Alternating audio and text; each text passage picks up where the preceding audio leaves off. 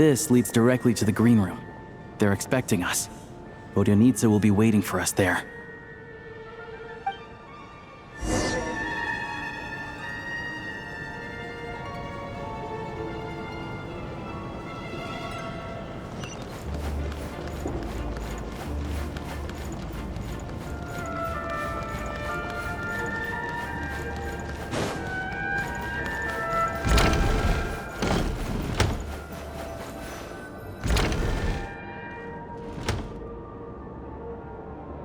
Hey there, excuse me.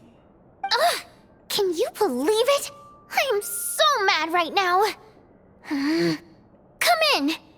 Oh, it's you two.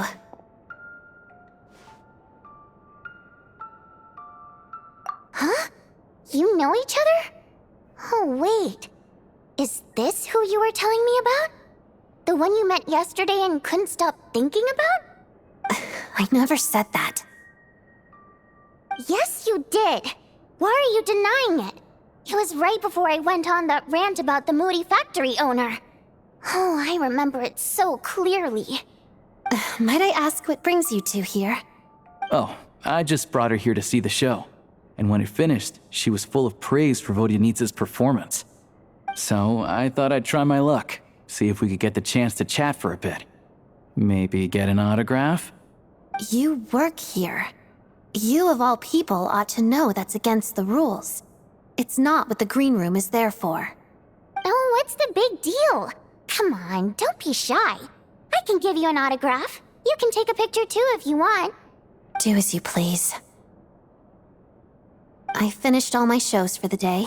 I'll leave you to chat.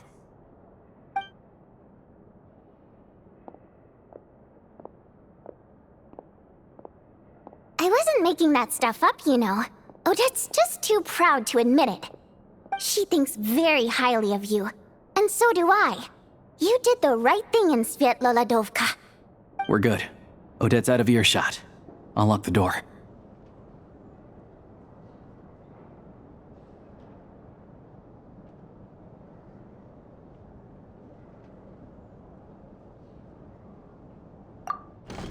Confidentiality, of course. The Rokot is very strict on that. Whoa, Alosha! Not out loud! Not with an outsider here! Relax, I've taken care of it. Look at this. The President's reply sent this morning. Wait, so she's been a— You told me last night that you wanted to get intel from the Rokot. Unfortunately, Rokot intel is only available to members. But ever since you set foot in Snezhnaya, we've been working together. I've seen the way you work, your character, and your motives. Everything about you is perfectly in alignment with what we're trying to achieve in the Rokot. So I figured I might as well cut to the chase. I wrote a letter to the President explaining your situation, including just the right amount of detail. His approval came very quickly. Of course, it's still your decision whether you want to join or not. We'll respect your choice.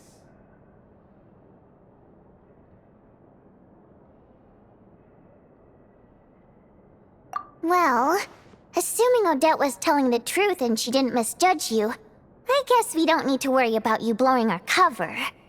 Still, you gave me a real fright. I didn't know that's why you came looking for me.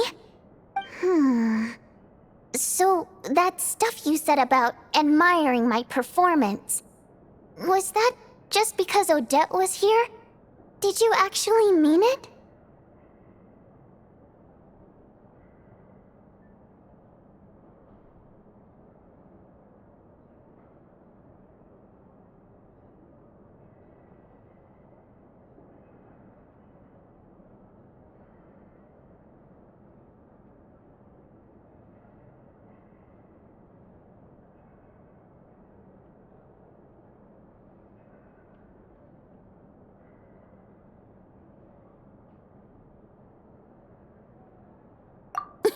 Now you're talking.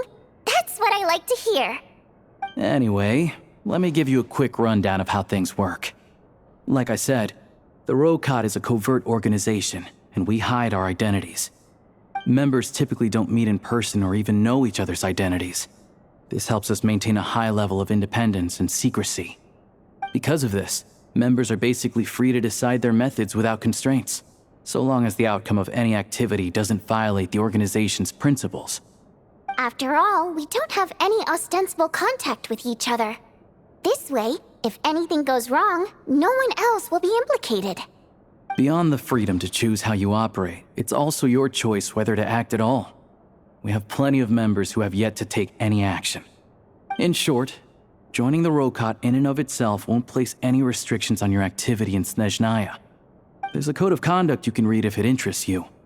But basically, as long as you don't plan on using your anonymity to go around doing evil, you'll be fine. I tried reading it 5 or 6 times. Never made it all the way through. Even the most lackluster script makes for more interesting reading.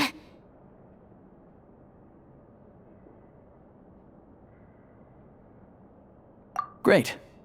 Then I'll go grab an official application form. Be right back.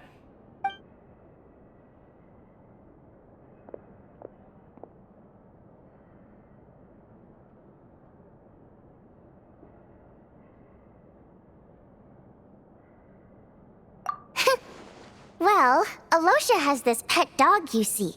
His name's Tagarin, and this one time, Alosha brought him backstage.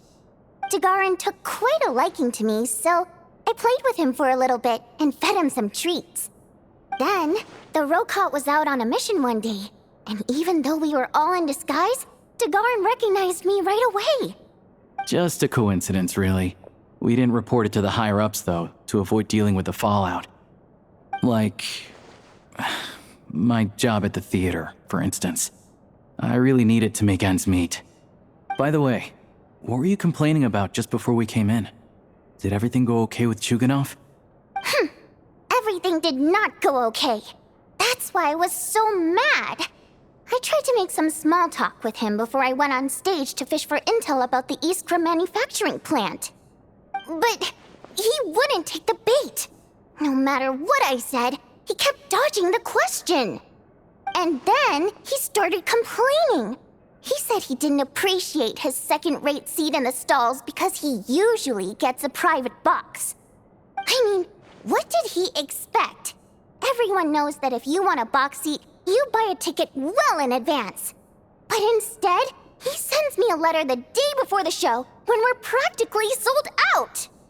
I had to juggle things around just to get him a half-decent seat, hoping he would appreciate the gesture enough to share some information. But nope, he didn't give me anything. Yeah, meeting Chuganov in person has definitely been a disappointing experience. Oh, you probably don't know who we're talking about, do you? Chuganov was that older guy you were sitting next to today. I'm sure he didn't make a great first impression on you either. To the citizenry, he's a family man and a kind boss. But our interactions with him tell a very different story. It's one thing to ask for a favor, but he acts like